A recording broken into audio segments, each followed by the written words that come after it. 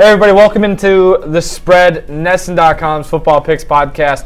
I am NESN.com's Mike Cole, joined as always by Santa's Little Helpers, Andre Kachaturian and Ricky Doyle. That's no one. I don't know if that was offensive to you guys or not, but we're gonna take it. I'm sitting there like it's going through my head, like gotta have some sort of Christmas connection. I was trying to fix my mic. Yeah, you were all over the place. So, gentlemen, how are we doing? Hey, Christmas time. It's Christmas time. Yeah, should be a very jovial episode. Yeah. Yes. Yep. It's so jovial that we're giving usually this is where we make our against the spread picks. We pick 3 of the best games on the NFL slate every week. We make those the picks of those 3 games and we do some locks and upsets. But since it's the season of giving, we're gonna do 4 games. First 4 time games ever. Historic episode. We were just talking about earlier before we came on air. I was saying how all season we've been looking forward to like a good week, and for one reason or another, haven't been a ton of them. A few good games here and there. Some games kind of sneak up on you, but this is a week I think we can all go into it feeling very excited. A lot on the line and some really interesting matchups, some really unique matchups you don't see every week. A lot to dig our teeth into. Get all of your Christmas shopping done by. There's games at 4:30 on Saturday. That game will suck. Just make sure everything's done by 8:20 Eastern on Saturday night, and then just spend the rest of the weekend all the way in through Christmas. I mean, this is the perfect situation. I was gonna say, yeah, Monday afternoon if you'd like to really. That's a good point. Yeah, you really want to punt things downfield a little bit, and right? Get a little risky. That's a good way. You can just do Amazon Prime and not worry about leaving the house. But you can't. I mean, fine. That's my point. Is get that all shored up now. Yeah. You can't be sitting there on Saturday or Sunday afternoon. You can do it today, Tuesday, Wednesday, Thursday, Friday. Right, well, it's just ruining the bit, but whatever. We're just. How did we do last week? Well, just don't buy gifts. How about that? Yeah. Don't even buy gifts. Yeah. Last week, this is a far less jovial aspect. No, this is not good. I went 6-9-1. Mike, you went 7-8-1, and you got your 100th win. Congratulations! You've been saying this for like 3 weeks now. I got my 100th win last week, actually. Yeah, that's right. Do the math right. Yeah, you're right. I was looking at last week. I got my 102nd, 103rd, 104th. Yes. Yeah, I got them. Yeah. Anyways, moving right along. And I went Ricky. 3-12-1, the worst record of the whole season. Yeah. But you know what? He's still 8 games over 500. 112-104. You're second place. I'm leading the way with 115 wins. Mike, not far behind with 107 wins. Hopefully you get over the 500 because you're 107-109 right now. It'd be nice if by week 17 you get over the 500. I had a good week. I thought I had a good week last week. If you just watched the spread, you would thought I had a really good week. But fortunately, that's the thing. It's like this time of year, there's so many bad games, like Bengals-Browns, that aren't going to be in the playoff picture. We have to pick them. Yeah. Very high ceiling and very low floor over the recent weeks for myself. Yeah, that's, that's yeah, you were dominating for 3 weeks. Kind of like the Saints.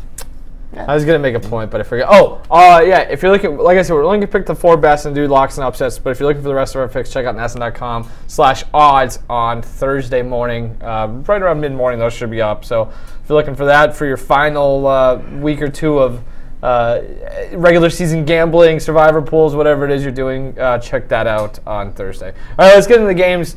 As mentioned, the holiday extravaganza, we will be doing 4 games. That starts on Saturday night.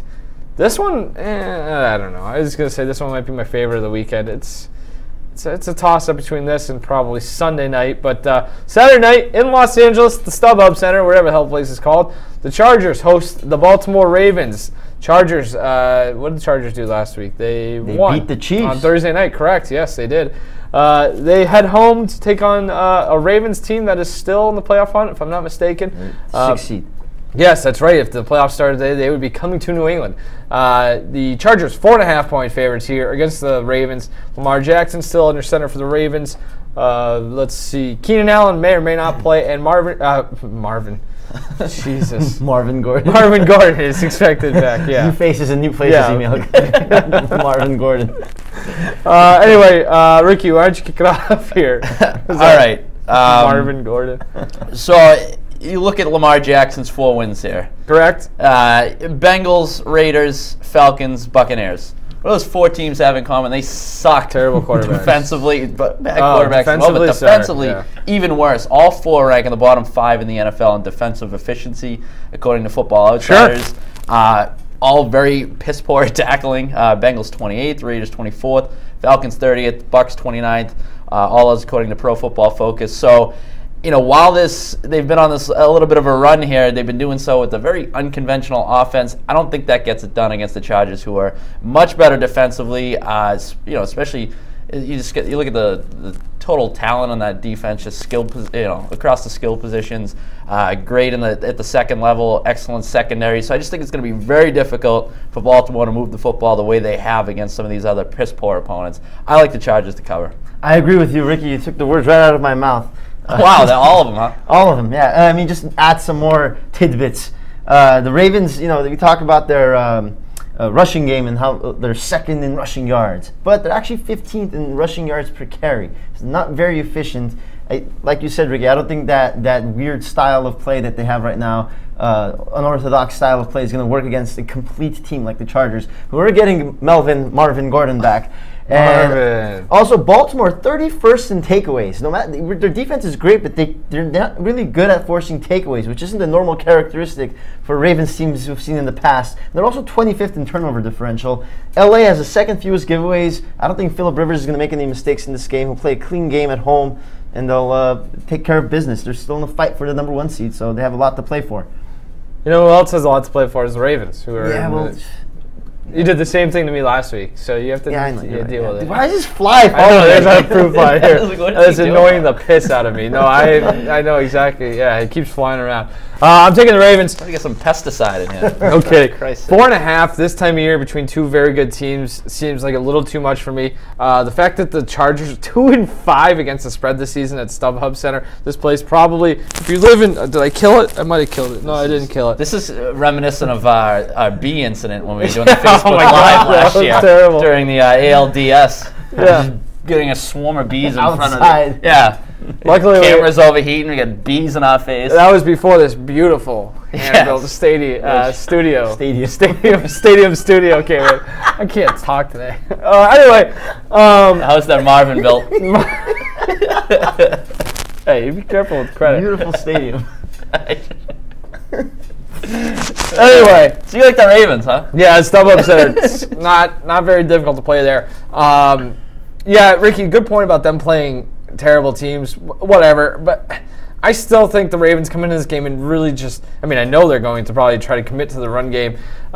Since Lamar Jackson took over at quarterback, this is insanity. The rush attempts? They rank first in rushing yards per game with 230, which is insanity. That's because they're rushing the ball 64.5% of the time. 2 out of every 3 plays is a run. So, you talk about the efficiency. Sure, the efficiency is not there, but it doesn't matter. They don't need to be efficient because if they don't get yardage on that run, they're going to run it again the next time. They're going to get it. Baltimore has 190-plus rushing yards in 5 straight games. It's the 3rd longest streak in the Super Bowl era. Gus Edwards, been pretty good for Baltimore. Only Derrick Henry, Saquon Barkley, and Ezekiel Elliott have more rushing yards since Week 11. And the Chargers, they have tidied up the running defense, but they've been susceptible at times this year. When they allow 100 more rushing yards this year, they're 5-3 straight up, but they're just 3-5 against the spread. They're just a combined plus 29 in those 8 games. They're plus 68 in 6 games in which they allow 100 yards or fewer. They've won all 6 of those, and they've covered in 5 of 6. So I think this kind of comes down for me, just that commitment to running the ball, kind of shortening the game a little bit. Again, if this number is 3.5, that might be a lot tougher. But I could see this being 20-16, 23-19 type of game. I think it's going to be a lower scoring game. I like that. The fact that Keenan Allen, he's got a hip injury. You expect it to be a game time decision. He probably won't be 100%. So that's a huge thing. That's Phil Rivers' number 1 receiver. Melvin Gordon. He will be back, but you never know when you're dealing with a knee injury with your running back. So a lot of question marks maybe there. So I think it's just gonna be a closer game than people will expect. So I'll take the points. All right. Tough scheduling for the Ravens, though. Yeah, it is tough. You know, you travel across the country after playing, this is a Saturday night game. I don't know if we mentioned that. And then Chargers, meanwhile, playing at home after playing last Thursday. Right. So it's technically essentially a short 3 more days of rest. It's technically a short week for Baltimore. So, all right, let's go Sunday afternoon. City of brotherly love.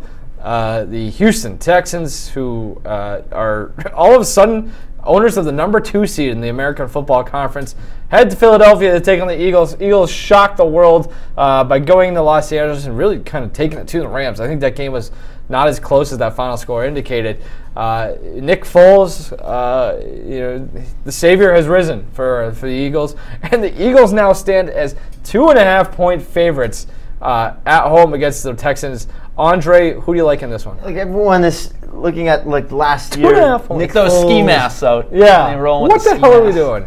Nick Foles.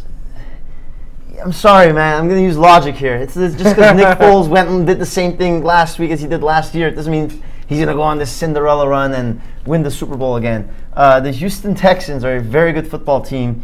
3rd best turnover differential. Best rush defense in terms of yards allowed per carry. And we talked in the last game. Eagles can't run the ball either. I'm sorry? The Eagles can't run the ball either, No. So yeah. And so that means we're going to see a lot of Nick Foles throwing the ball, which is not good. You don't want Nick Foles throwing the ball 40, 50 times in the game. And Philly, despite their success the last week against the Rams, and they kept it close against the Cowboys, they've allowed nearly 1,000 yards over the last 2 games. Deshaun Watson, 15 touchdowns and 2 picks over his last 8 games. Nobody's talking about him at all. The guy's great. And Philly's rush defense, they also allow nearly 5 yards per carry. If Houston wants to run the ball with Deshaun, they're going to be able to. I don't think they have any trouble in this game. And they're getting the points. Look, the numbers show Philly's not a good team. I'm going to go with Houston on this one. And Philly also 25th in yards per play differential. They're not good. Yeah, Richard. I think I agree with you. I think the Eagles are being significantly overvalued here, coming off of last week. And just don't be fooled into thinking these are the same Eagles as last year. I don't understand it. The defense isn't as good. That offensive line isn't as good. The whole Nick Foles thing. I mean, last year it just feels like such an aberration. Even until that NFC Championship, they were basically winning in spite of them instead of because of them. I think it's just the spread is indicative of just relying too much on what the Eagles did in the past. So I'm taking the Texans too, and the more I think about it, I'm just 51% of the bets right now are on Houston, so it's basically split down the middle. Yeah. So we're not. I mean, the 3 of us are. I'm all over Houston here, and it makes me wonder what I'm missing. I don't even understand how. What's going on here? It's interesting too because, I mean, you would think that the spread being what it is, they're facing a hobbled Texans team or a team that's hasn't won 10 of 11. They've won 10 of 11. Their only loss is a 3-point loss to the Colts. There's no shame in that. I mean, the Texans are as hot as any team in football, and the fact that you're still giving the edge to the Eagles is, I don't know. It's interesting. I mean, this opened at Philly -1, so it's actually gone up. Which again makes no sense. I guess the only thing to add really is I'm with Andre in the turnover thing. The 3rd best turnover, as you mentioned, they're +7 on the road, which is really good. Also, they haven't committed a turnover in 7 of the last 8 games. Yeah. 3 turnovers in that run, and all 3 came against Washington, which was like a fluky game. The weather sucked. It's also weird. LA against the Eagles, they really got away from the run for whatever reason. Right, and the other 12 rush attempts from Todd Gurley. Goff threw the ball 54 times. Maybe Sean McVay lost that game for the Rams. I can understand. I actually actually noticed that losing. They were up at first quarter. That Eagles secondary is it's decimated by injuries. So I get it to an extent, but maybe change it up a little bit. But the other thing too, the Rams still gave 400 yards in that game. They turned it over I think 3 times. Yeah. So as we mentioned, you sit here and talk about how good Houston's been at protecting the football. They're probably not going to give the Eagles the opportunities that the Eagles got last week against the Rams. The Rams take care of the football. The game's probably a lot closer than it was. And again, to Andre's point, I have I make little sections for each game of my notes, and I have one titled "Nick Foles." Really? That's all it says. It's just he's not actually good, right? And again, Super Bowl MVP Nick Foles. Yeah, I know. And then I like that point too. We kind of both stumbled upon it. They take away that rush. You got Nick Foles back there throwing the ball a bunch against a very good pass rush. So I don't understand this one at all, which makes me think I guess the one area of What do the concern Eagles would do be well? keeping Deshaun Watson clean. That's the only thing, right? You know, I mean, they've surrendered 50. You know, NFL had 52 sacks this year. Yeah, that's so. Yeah. I mean, there's an opportunity There it is, with the talent along that Philadelphia defensive Okay. line to maybe cause some problems. But I also wonder when you look at those sack totals for Houston, how much of that is due to Watson's mobility or him taking a sack versus throwing it away, or like him the taking Rodgers a sack thing, I think that Guys you look at who- raw sack numbers, Yeah. it's kind of they can be a little. You try to do too wonky. much. Maybe it's even something where I'd like to see how many of those came within like 3 yards of the line of scrimmage, where it's maybe something he's almost ready to He's take run- off, right. and it loses 1 yard. You run it's out more of like a bounds 1 yard. Yeah, right exactly. before the yeah. line. Another interesting stat about the Texans: their largest margin of defeat this year in their 4 losses was 7 points at New England. So I mean, Yeah, that's their they keep, they're going to be an interesting team once the playoffs roll around Yeah, too. I don't know if they- theur good or not. Like it certainly seems it. I don't they know have if Bill some quality O'Brien's wins good. in there. At Denver, I Yeah. think that's a quality win. They're Cowboys yeah. I tell you what. at Indy. It's just really tough to trust any team coming out of that division still for Yeah. as much as they've them and the Colts have overachieved. Yes. They got a tough. Who do they play next week? Do you guys know? They play the Jaguars. Yeah, so they got. That's not that bad. So it really is a huge game for them. If they win, New England loses somehow to Buffalo, they wrap up the 2 seed. So they still have something to play for. So, interesting. So does Philly. That's a good game too. All right, Sunday afternoon, late Sunday afternoon, Pittsburgh coming off of that nice, I guess, win against the Patriots. Anytime you beat the Patriots, it's a nice win. Wasn't necessarily pretty. They go to New Orleans to the Big Easy to take on the Saints. Saints coming off a rock fight on Monday night against the Panthers, a game in which they survived, I guess you could say. The Saints currently sitting at 5.5-point favorites. Andre, where are you on this one? I'm going to take the Saints minus 5.5. They haven't been home since Thanksgiving. Yeah, I saw that. They're going to be jacked up to be in that dome, Home for the holidays. home for the holidays. They might not play outdoors again this season. So that's you guys taking like all my notes. I had the same thing too. Yeah. Yeah. If they Yeah. win, they lock up home field advantage, and then they don't have to go outside again because they're in Atlanta next week. back to back home. Can I say something about James Conner making the Pro Bowl? Why? Why is James Conner a Pro Bowler? The Pro Bowl's the Pro Bowl makes me- I know, but like you should have given that honor to The only thing to worse- James White. The only thing worse than the Pro Bowl though is like spending any time debating the Pro Bowl. I know, I understand that. My point is James Conner is not very good, and the Saints have one of the best rush defenses in the league. They allow 3.7 yards per carry, and they have to go up against James Conner. They're gonna. Yep. I love when you flip on the Pro Bowl, like when it comes around, inevitably you forget about it, and then you'll put it on and seeing who's quarterbacking. Because like by the end of the guys that end up showing up, it's like Fifth guy. Yeah. yeah, Well, like- as long as you're in the top half of the league in quarterback. Brady and Rodgers both made the Pro Bowl. Yeah, this is- And, like there I you don't go. expect There to you see go. either of them there. Anyway, so Saints rush defense is gonna contain the James Conner, and I think Roethlisberger's gonna throw the ball a ton in this game. Very turnover prone quarterback. Steelers 28th in turnover differential. That's not a good recipe for success against a great team like the Saints. Drew Brees, we all know how accurate he is. We all know how good he is in protecting the football. And again, the Saints at home. Ben Roethlisberger leads the league in interceptions. I like the Saints in this one. Force some turnovers. Drew Brees, his nice stadium. See, I think if you're the Steelers, you want to spread the field against the Saints. They've had some issues in pass coverage at times this season. Eli Apple's been a little bit up and down. 25th in opponent pass rating, 28th in opponent passing yards per game. So, if you're going to beat the Saints defense, I think you do it through the year. The Steelers obviously have the weapons to do so on the outside. And just, I don't know. You look at that Saints offensive line as well. I mean, been good for the majority of the season, obviously, but a couple injuries there. Teron Armstead's missed the last 5 games, so maybe that Steelers pass rush can fluster Drew Brees a little bit as he's been over the last few weeks. I just think this is too many points in a game that's relatively evenly matched. The Steelers, for all the stupid losses that they seem to find themselves in, the stupid situations they find themselves in, they don't strike me as a team that's going to get run out of the building. They've played well on the road at times this year, so I think they'll keep it close enough. I think they ultimately lose. I think at the end of the game the Saints come up with a play, but I think they'll keep it within maybe a field goal. Interesting stat about the Steelers on the road. They're number 1 in yards per play differential on the road. So, yeah, it helps your point there. Thank you. I'll take all the help. I think it's interesting. Like I'm just more look at this. Like numbers 5.5. The total is like 53.5. So we're looking at 28 to 23. Yeah, right, like 30 to 23 type of game. So the over might be a play. Like I think everybody's going to be on the over, but I feel like these two teams. I think there's issues defensively for both sides. I am taking the Saints, despite their own defensive issues, for a lot of the reasons Andre mentioned. The home-road splits are huge.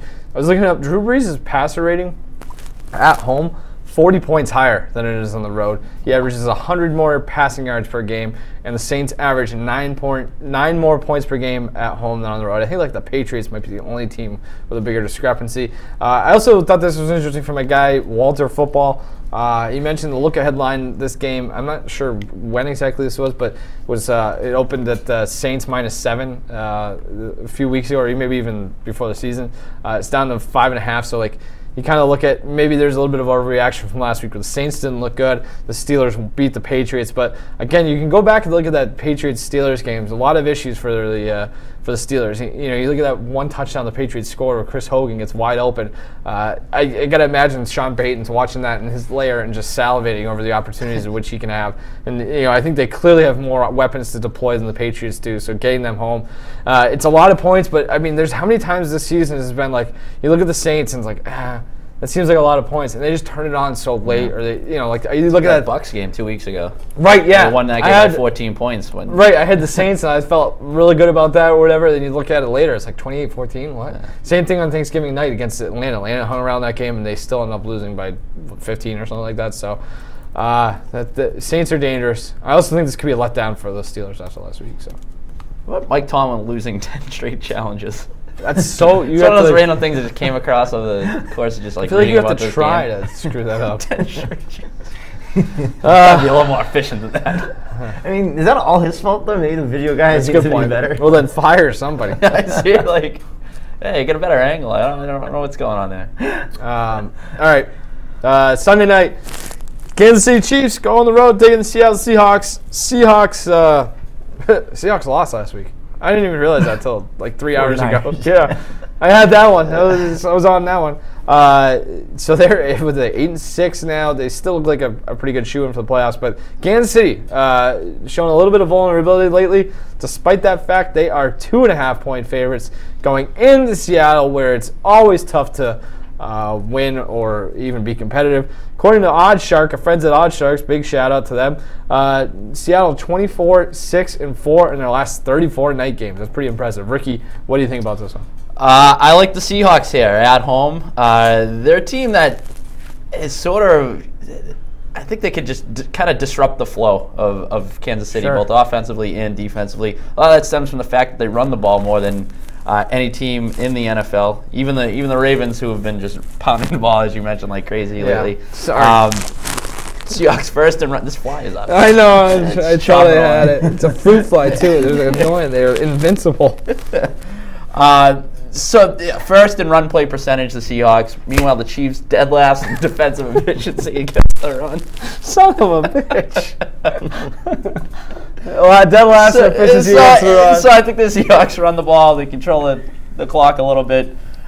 Take that Kansas City offense off the field. And as you mentioned, in Seattle too. I was going to say, the Seahawks are a better version of the Ravens. They have a better quarterback. They do a similar system. They just run the ball all the time. But Russell Wilson's a great quarterback, doesn't make mistakes. We saw the problems that the Ravens caused for him just a few weeks ago for the Chiefs. Oh, yeah. And look, again, games in Seattle. But look, Seattle being a good home team is a myth. I'm taking the Seahawks in this one, but Seattle being a good home team, I just want to throw this out there. You have the NFL's worst yards per play differential at home. Worse than any other team. None of their numbers look good. None of their numbers look good. The yards per play numbers, I do this every week. They are horrible. They were, according to my yards per play formula, last week they were underdogs against San Francisco. But I'm still taking the Seahawks. I think this is a bad matchup for the Chiefs just because their rush defense is terrible. Everything Ricky said, and Seattle runs the ball. Seattle 5th in time of possession. I can see them running the ball, killing time. And Pat Mahomes, in terms of quarterbacks who's more likely to make a mistake, the guy has 11 some picks in the last 10 games. That is more than a pick a game. Russell Wilson's not that type of guy. He doesn't throw interceptions. So I'll take the Seahawks. He's getting. Me and Mike talked about this the day after that game last Thursday night. Mahomes? Yeah, he's getting a little not overhyped. I'm just saying he gets a little loosey goosey with that ball. Yeah, no passes. The left-handed throw. That can only fly for so long. And it's catching up to him a little bit. And I think in Seattle, especially, it could catch up to him. This is not an easy one. This is difficult. This is more stuff from Odd Shark. Seattle and home night games, 15-3-3. And night games is a home dog, 5-1. Night games in December, 9-0. Night games versus team with winning records, 11-3. Since December 2008, 18-5 is a home dog. That's all against the spread. I still haven't made my pick. I'm still trying to figure this out. AFC teams 1-12 straight up in Seattle since 2012. But all of these numbers pertain to a much different Seahawks team, and that's why I can't. I still think this Seahawks team is pretty good. I guess, but do they have the secondary to match up with what Kansas City can throw at them? And yeah, I'm gonna go with. I'll take the Seahawks too. You're giving me points at home. It's just. Again, yes, they're not the same team, but Russell Wilson's still at quarterback. The defense has been pretty good despite all the turnover, no pun intended, in the course of a few years. I don't know. Again, I don't know if the secondary is good enough, and I think it could be a big game for Tyreek Hill. But also, you look at Kansas City; they haven't been the same since they lost Kareem Hunt. I think that's a statement of fact. The offense hasn't been as good. I wonder if they have the ability to put away teams, whether it's Andy Reid being a boob, or you look at the point differential numbers are not as good in the fourth quarter as most teams in the NFL. We saw that on Thursday night; they couldn't put away the Chargers. So there's too much going against Seattle, and the fact that you're going to give us points. Let's roll the home dogs. Yeah. Okay. All right. Love a good home dog in prime time. Yes, that's a good point. Locks. Ricky, who's your lock? I'll take the Vikings, 6-point favorites over the Lions. The Vikings placed an emphasis on running the ball last week. Go figure. After we mentioned now I go look for John DeFilippo. How much they needed to sort of tweak that offense, fire the offense accordingly, like you mentioned. Maybe that's what it was. 220 rushing yards for them against the Dolphins. That led to Kirk Cousins being very efficient, very effective. I think that's sort of the formula, what they need to do offensively. I think they'll do it against the Lions, who have nothing to play for. So I could see the Vikings rolling in this one as well. Speaking of running the ball, I like the Cowboys over the Bucks as my lock of the week. Ezekiel Elliott going up against a Tampa team that allows nearly 5 yards per carry on the ground. Zeke leads the league in rushing. I see Dallas just pounding the ball at home, killing the clock. Jameis Winston very mistake prone. And Tampa Bay, they don't run the ball well at all. We've talked about this all year. Dallas defense is going to force Jameis Winston to throw the ball a ton and mistake-prone quarterbacks and then throw some picks. I see a big game for the Dallas making turnovers. Maybe Leighton Van Der Esch. I want to stream that defense in fantasy is what you're saying? Yeah. Bucks minus 16 turnover differential, 31st in the NFL. Bad.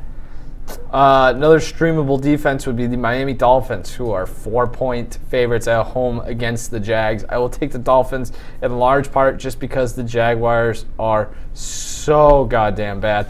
There he is. He's on to me. Goddamn fruit fly. You think it's his light? Maybe. Stadium lights? I know, it's probably just some trash somewhere in here or something. They smell bad.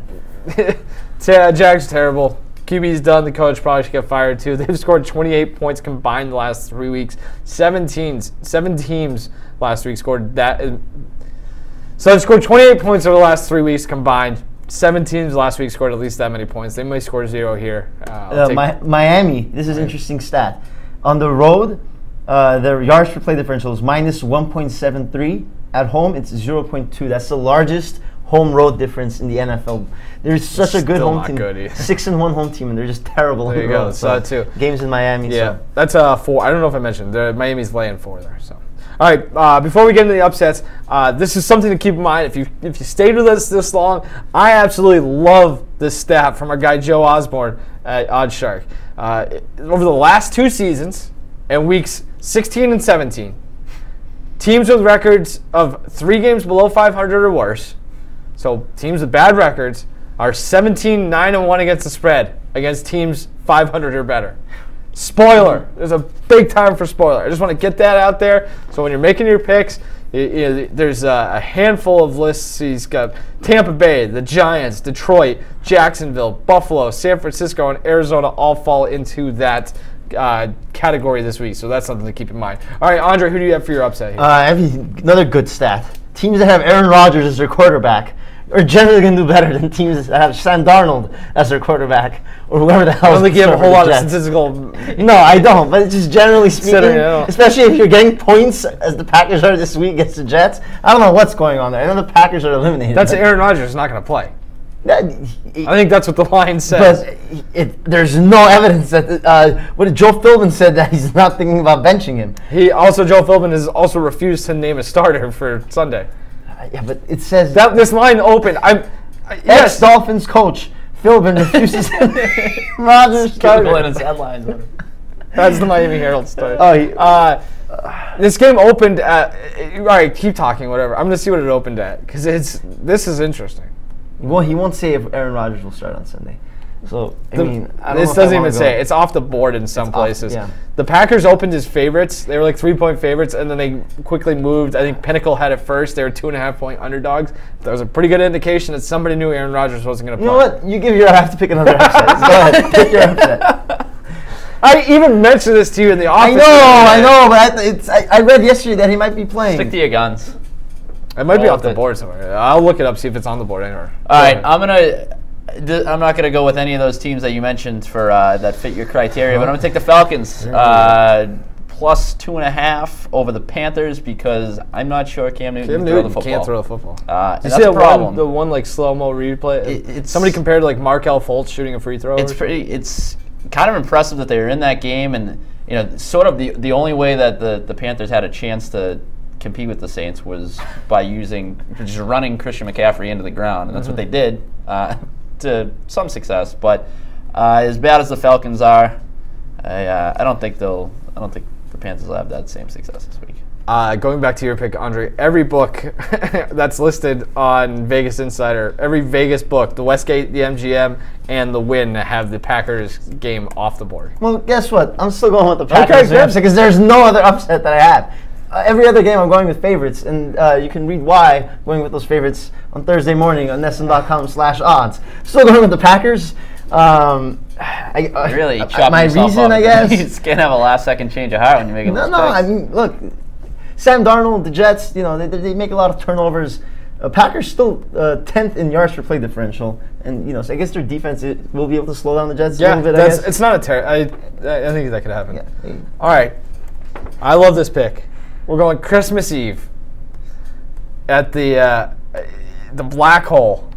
The Raiders at home, their final game in Oakland against a division rival, the Denver Broncos, who have nothing to play for anymore. And there's rumors out there that John Elway wanted to hire the coach for, I have this in my notes as Mike effing Shanahan. They wanted to make that coaching change. They couldn't do it. Vance Joseph is a dead man walking. Meanwhile, as I mentioned, Oakland playing the last game in whatever the hell the place is called now, theoco.com or whatever. I think it's back to being the Oakland Outlaws. You know what? I love this pick. I love this. Here's the stat of the week from my guy again, going back to Wally Pigskin. The last 4 teams to leave their city, the Houston Oilers, the St. Louis Rams, the Cleveland Browns, and the San Diego Chargers went 3-1 against the spread in their final games in that home city. So let's take the Oakland Raiders. They might be opening a lot of old wounds. Still play there next year. Getting 3, I know, but they don't know that. They won't know that on Sunday night or Monday night. Might be the last game. Christmas Eve in the Black Hole. Oh, where do you think they'll play next year? I think they should go play in St. Louis just to screw them over. I don't know. I have no idea. Mexico San City. Diego. Mexico City. I love that. I don't do whatever you want. That'd be great. Just bounce around. Just play 16 road games. I don't know. Who cares? They suck. They're gonna suck next year. Road games. All right. Anything else? De facto home team in every stadium. Yeah. The traveling road show. John Gruden. Let's put him in the StubHub Center. I don't know. I guess we'll be back in the playoffs. We should warn. Yeah. So we're not doing week 17. No. There's gonna be some. I have no idea. Maybe we'll do. Yeah, it probably won't be worth it. It's too much of a hassle. We usually do the show on Tuesdays. Next Tuesday's Christmas. It's Christmas, so it will not be convenient. You don't want to get together, sit around the tree, Well, all eggnog. I'm not gonna say it. Let's go. Let's get out of So, here. I gotta go. see you guys in 2019. Gotta do my Christmas shopping. Oh God. Oh yeah, we won't be We're back. coming up on those jokes soon Yeah. too, huh? Hey, see you next Sure, year. next Why do year. you hate that so much? Because it sucks. Why do you like it so much? It's funny.